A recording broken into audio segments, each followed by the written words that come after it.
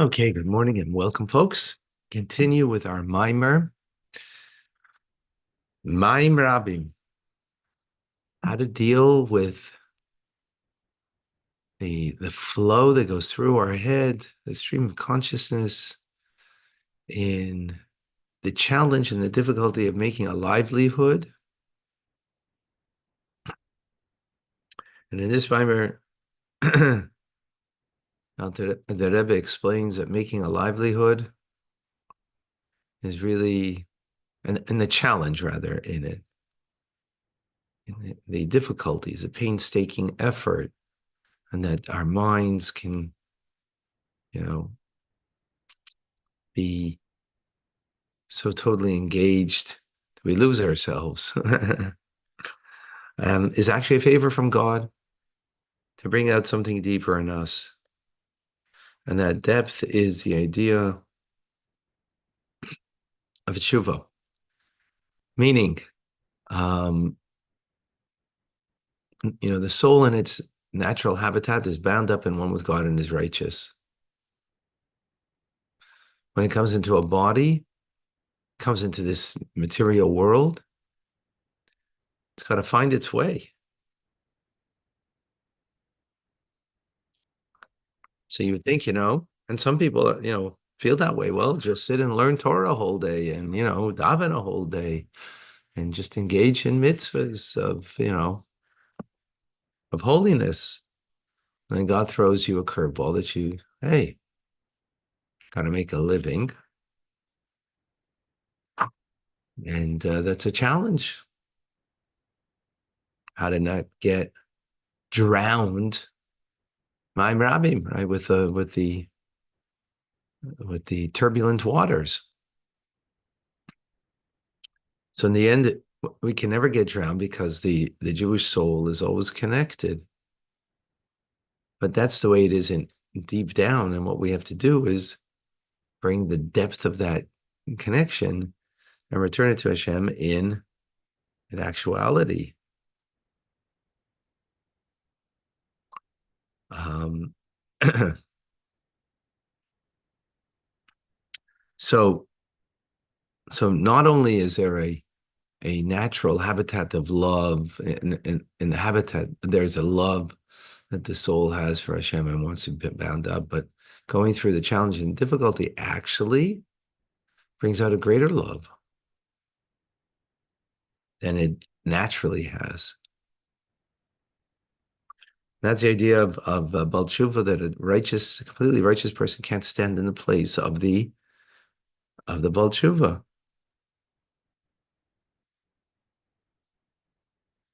Because through tshuva, we don't just come back to our original place, right? Because the original place of our connection with God is a righteous connection that the soul has, but we come to a greater place. So it can only be by coming down in this world that we can achieve that.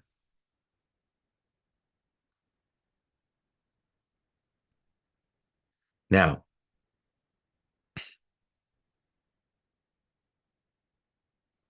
let's understand this further. This is quite abstract. I don't know. Perhaps I guess the word abstract might be the right word. And challenging idea. Now, how do we say that we become more connected?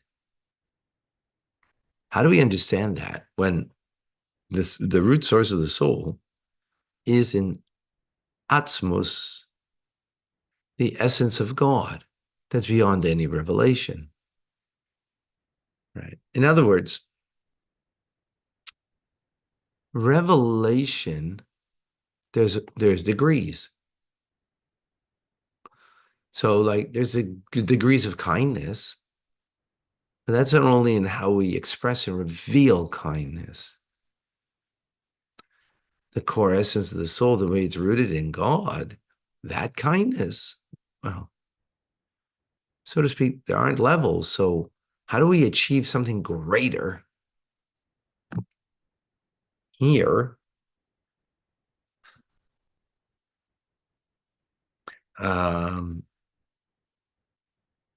that in a connection with Hashem, with God, then the nature of the soul, the way it was before it came into this world, was already bound up to the core essence of God beyond any revelation. As is understood from the fact that our sages say that before God created the world, who did he take advice in? Well, it was in these very souls that we're talking about.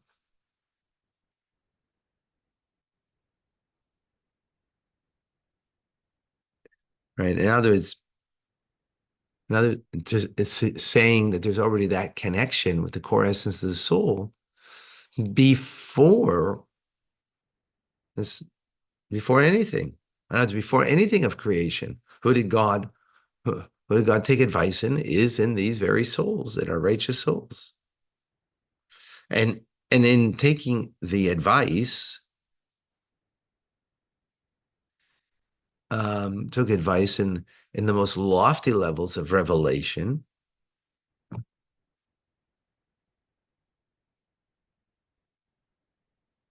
You know, uh, so from this, it's understood that the neshamas, the souls, are beyond any level of revelation. And again, revelation means the way something is revealed. There can be very, different levels. So on the level of revelation, you could say, oh, there's higher, lower. But the soul that God engaged before creation, before anything, right, to, as it were, take advice in, just shows on that the connection of the soul is to the core essence of God. Nonetheless, right? So the point, again, the simple point over here, trying to bring out, is that there is already the core essence of the soul is connected with the core essence of God. And what are we accomplishing now? That's more. Now, there's to say, and this is what's important. And this notion is very important for us to appreciate. To say that we're going back to the same place that we were, okay, as the soul was before it came down, and we're just recreating that reality, that connection, fine. But that's not what we're saying. That I was not saying that. He's saying we're creating a greater connection to God through the trials and tribulations of making a livelihood, that through that we have to return ourselves. And we're not returning ourselves to what was, we're returning to ourselves to what's greater than was. Well, how do you get greater than, being connected to the core essence of God? Right? What's more than that? Nonetheless, it's still possible to say, based on what we just said, that through tshuva, which tshuva, penitence, return, and doesn't mean return because of sin, it means return because there's a distance. And just as we all probably experience when you're making a livelihood, there can be very much a sense of distance from God because you're kind of sunk in the material world. And we're saying this, so you have to return from there. That we get. That's the idea of tshuva over here. So we make a greater aliyah, even a greater ascent, even than where the soul came from. I mentioned this in a previous class. This parallels the idea that what we're doing in the world today, right, is not to get us back to Gan Eden, but just is unique over every other, religion. And even in Jewish teachings, you can get the notion, that the soul should go back to Gan Eden and be connected to Hashem as it was originally. No, it's going to be a greater connection. So we need to understand, how is it a greater connection? If the soul originally was, before anything was created, the soul was there, kind of with God, if you will, guiding, God in creation. But yes, through the tshuva that we do, we come even to a greater ascent than we were with the soul as it was originally rooted in God. So this be understood by what the Maggid, the Alter Rebbe's Rebbe, successor of the Baal Shem Tov, in that which our sages say, that Yisrael Olam HaMachshava, that the Jewish soul came up in God's thought. What does that mean? I mean, in other words, its root source is in thought as opposed to speech. Everything else God created, He created through speech. The soul comes from a deeper place, thought. Right.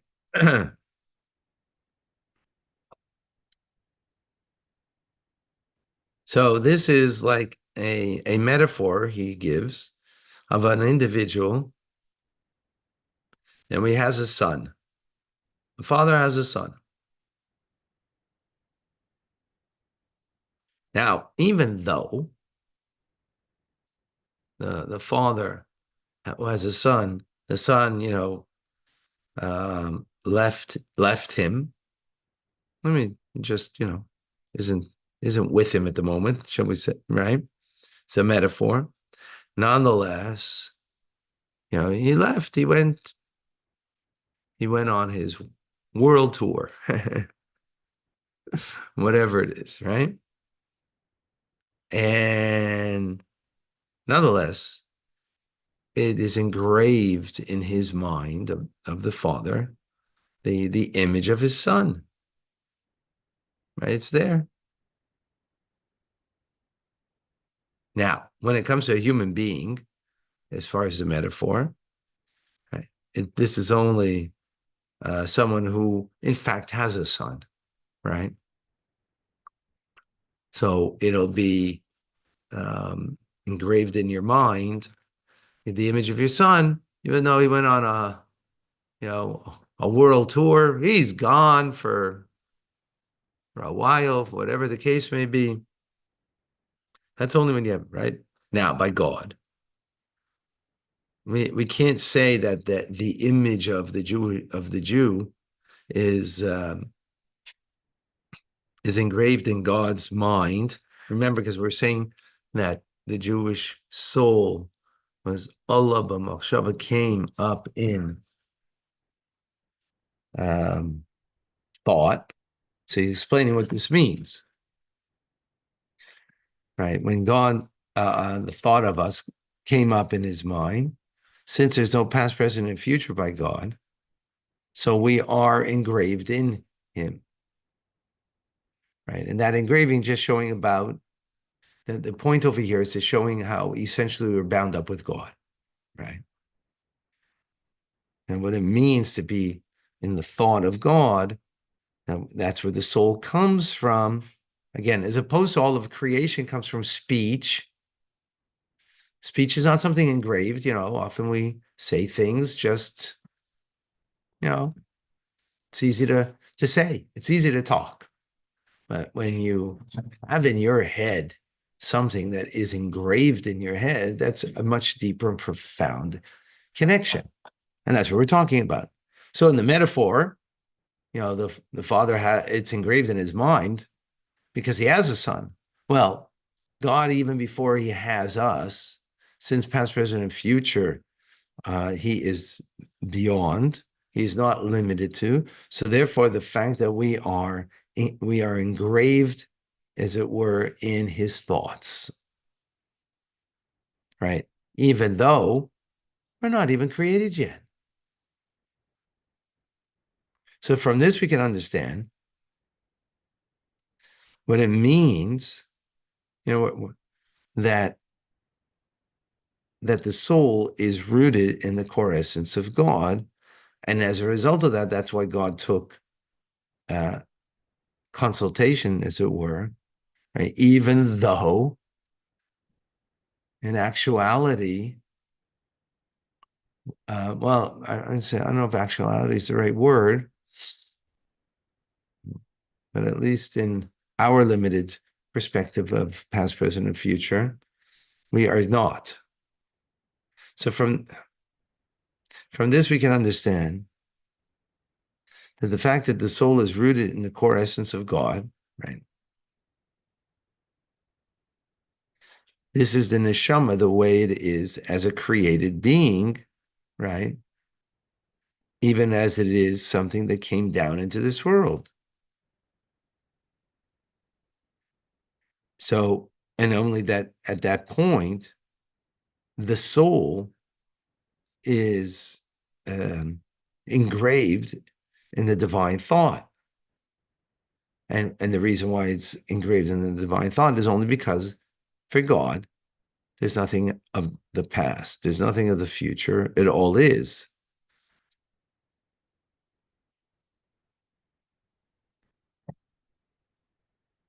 And as is known in the idea of the God taking advice from souls, right? This came before God that he would have pleasure from from the soul in its divine service that it does here, down here below, even though in our perspective, we didn't come back. We didn't come here yet. But for God, there is no past, present, and future, that a limitation. So he's having the pleasure thereof, of the fact that, and therefore takes advice in the soul before creation, already, shall we say, in a sense, experiencing that pleasure. Now, so it's like we can't get that because we can only experience the pleasure, only experience the pleasure of the coffee when you actually had it. So God's having the pleasure, even though we're not, that soul wasn't yet, in our perspective, down here doing that divine act, that mitzvah. Right? I hope I'm clear on that. So according to this, we can now understand the exaltedness it's done by the neshama when it actually does come down. Even though we are already rooted in the core essence of God, we're already there. As we explained, right? God even takes advice in everything that he's going to manifest in creation with the soul, because the soul is there before anything is manifest, already connected.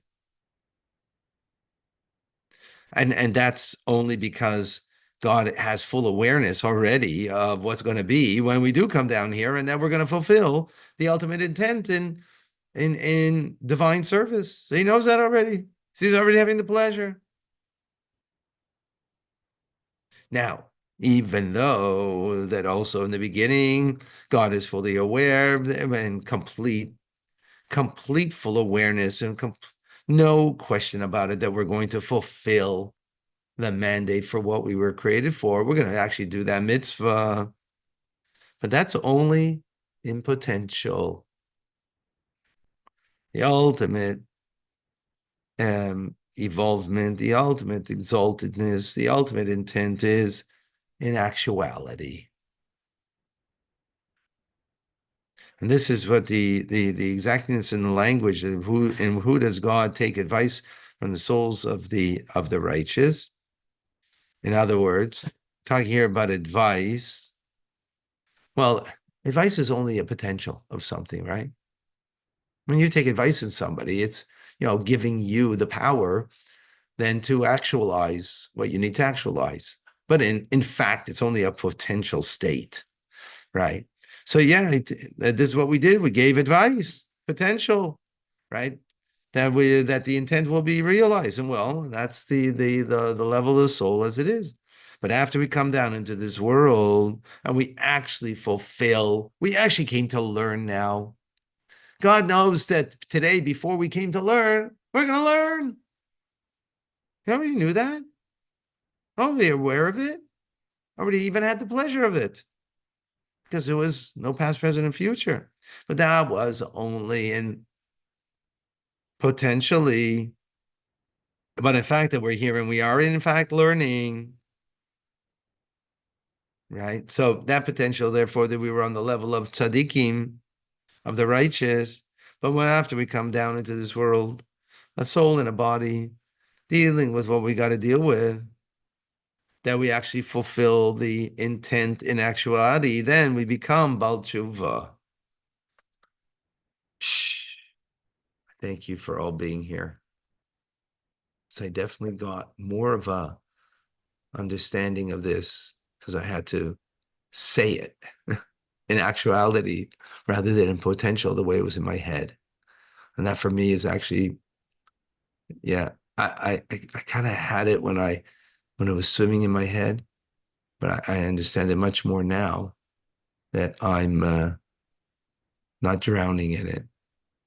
That I actually expressed it verbally and there's more clarity. But more on this to come.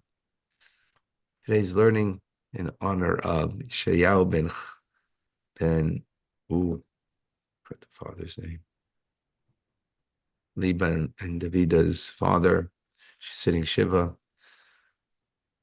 Reach out to her and to Yeshayahu. And then there's Bezalel. Itzalo. Yes, Yeshua ben, but thank you. Oh, and we welcome Sarah Malka. Wow. Thank you. Welcome, welcome. Thank you for being here. All right, folks, we'll see you